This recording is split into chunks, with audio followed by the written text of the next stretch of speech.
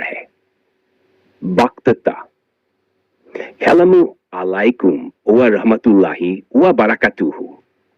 মাননীয় সভাপতি, সম্মানিত অতিথিবৃন্দ আর আমার প্রিয় বাংলাদেশি ভাইয়েরা, আজ পাকিস্তানের স্বাধীনতা দিবসে আমি আপনাদের সামনে দাঁড়িয়ে আছি। ইতিহাস বলে এই দিনটি গাম্ভীর্যের, কিন্তু আমার মন বলে আজও আমি আমার শরীরের এক অঙ্গ, মানে আমার প্রিয় বাঙালি ভাইদের এমন ভাবে ভালোবাসা বিলিয়ে দিই যেন আমরা ঠাকুর যেতে চেন চালেছিলাম। এক প্লেটে এমন ভাত আর মাংস মিশে থাকে বিরিয়ানিতে। স্বাধীনতার প্রথম ঝলক ভাইয়েরা, মনে আছে 1923 সালে এখন স্বাধীনতা এল?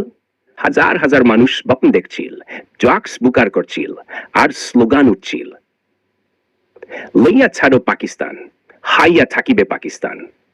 কিন্তু যদি একটু খেয়াল করেন, হয়তো পেছন থেকে কেউ বলেছিল, ভাই আগে বলো, নতুন দেশে বিরিয়ানি পাওয়া যাবে তো?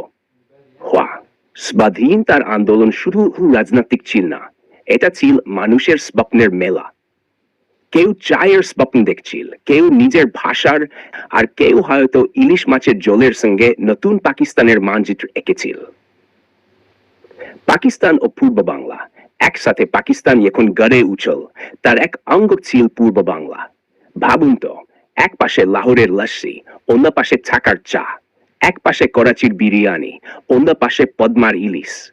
এই ছিল সেই চমৎকার মিশ্রণ যা পাকিস্তানকে বানিয়ে দিল এক বিশাল রান্নাঘর।